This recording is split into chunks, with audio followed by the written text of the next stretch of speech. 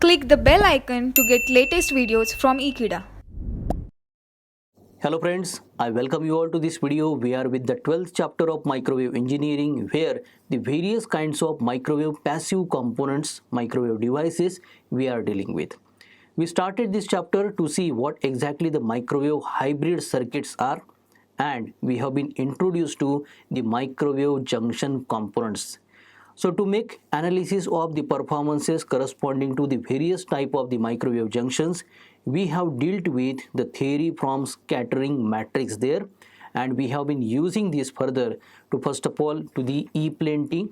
It is a kind of microwave component having a junction there in between the ports that we can name 1, 2 and 3, the two collinear and one the central one we can have. The another type of the microwave T we have dealt with, that it is the h-planetee, and corresponding to the understanding of the scattering matrix and another characteristic properties of the same device, let us have this problem.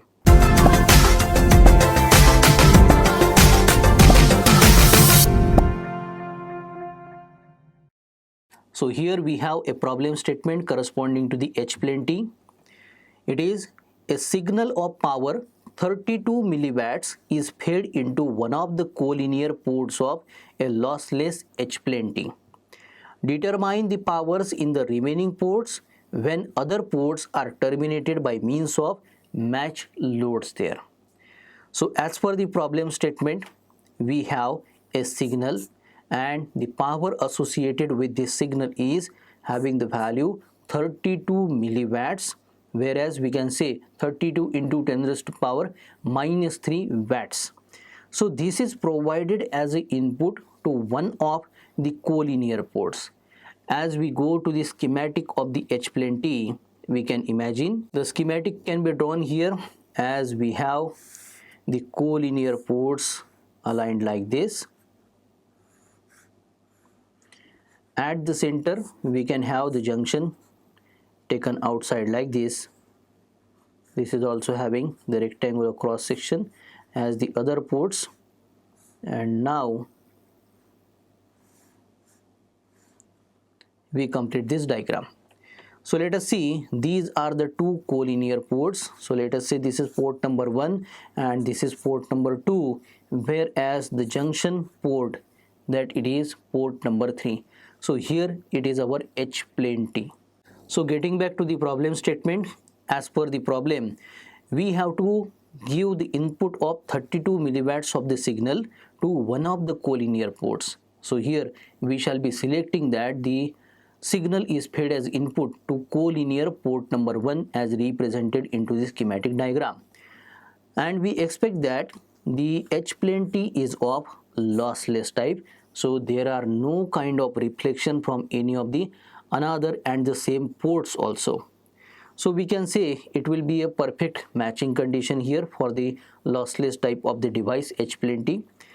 What is asked in the problem statement? We are asked to determine the powers in the remaining ports. So if we are providing 32 milliwatts of power for the input signal at port number 1, we have to determine the powers at port number 2 and port number 3.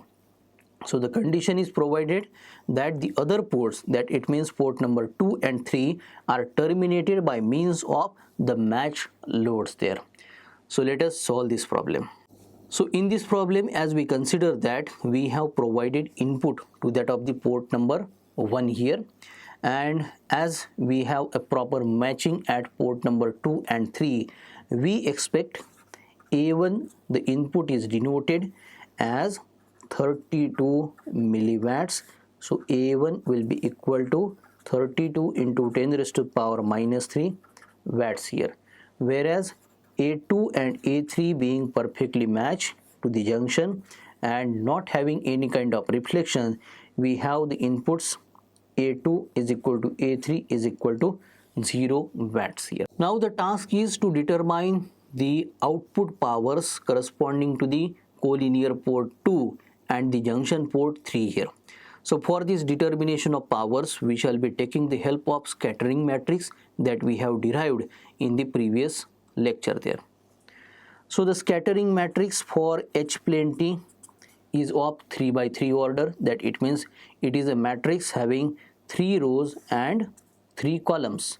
So the first row I mentioned that it was 1 by 2, the first element. The second element is minus of 1 by 2. The third element it was 1 by under root 2. The second row starts with minus 1 by 2.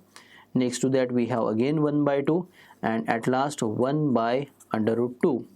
At the last, the third row begin with 1 by square root 2, 1 by square root 2, and the third column, third row element is equal to 0. So this is the scattering matrix of the order 3 by 3. Now with respect to the provided input and the reflection, that it means the output, we can have the equation into the matrix form. So the equation can be provided as to obtain the output in the column matrix having B1, B2 and B3, the 3 elements corresponding to the 3 rows. It is obtained by the multiplication of the 2 matrices. So here we have the scattering matrix as it is. I mentioned 1 by 2, minus 1 by 2, 1 by square root 2, minus 1 by 2, 1 by 2, 1 by square root 2 to the middle row here, and at the last row we have 1 by square root 2, 1 by square root 2 and 0 here. So this is to be multiplied to the column matrix that has the values of A here. So for A1 we substitute 32 milliwatts, whereas for A2 we have the value 0 and A3 we have again the value 0. So let us have the multiplication of these two matrices onto the right hand side, and we can express the 3 equations corresponding to the determination of the values for B1, B2 and B3 here. So we make from the above equation available B1, which is power at port number 1. So this is equal to 1 by 2 in multiplication to A1 minus 1 by 2 in multiplication to A2 added with 1 by square root 2 in multiplication to A3, which can be further expressed by the given inputs in the form 1 by 2 that has been squared in multiplication to mod of A1. So this is equal to, we have 1 by 4 into the mod of A1, the magnitude is 32 here. So this results into 32 divided by 4 gives us 8. So this is, it was into the milliwatts. I mentioned the resultant value for the B1 also in terms of milliwatts here. So this is nothing but the B1. So B1 is equal to 8 milliwatts. The second equation from the relation between the matrices of B, A and that of the scattering matrix, we obtain B2. So B2 is equal to 1 by 2 A1 minus 1 by 2 A2 added to 1 by under root 2 A3 there. So this gives us the form of equation to the next step, minus of 1 by 2 which is squared in multiplication to 32.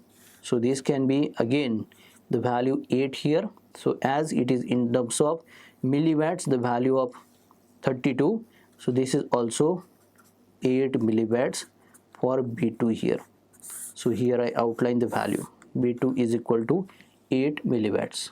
Lastly, we go for the calculations for B3 here. So B3 is computed by 1 upon square root 2 in multiplication to A1, which can be added with 1 upon square root 2 in multiplication to A2 minus, at last here we have 1 upon square root 2 to be squared in multiplication to 32. So this gives us 16 milliwatts as the answer for B3 here. So here we outline the result here. So one thing can be very clear from the findings we have corresponding to the B1, B2 and B3. For B1 we have obtained 8 milliwatts. For B2 we have obtained again 8 milliwatts, whereas B3 we have obtained 16 milliwatts. The addition of the two, that it means B1 plus B2 is equal to B3. So hence, after solving this particular problem, that it is problem number 1 onto the h-plane T, it proves the additivity property for the h-plane T device there. So I hope the problem, it was very straightforward and the helpful, that it was the scattering matrix of the order 3 by 3, as we have the total number of ports to be 3 there. So by the next lecture we shall continue to solve one more problem based on to the h-plane T, the passive microwave component. So for more information and the practice of such problems, you can subscribe to Ekeeda channel. Thank you.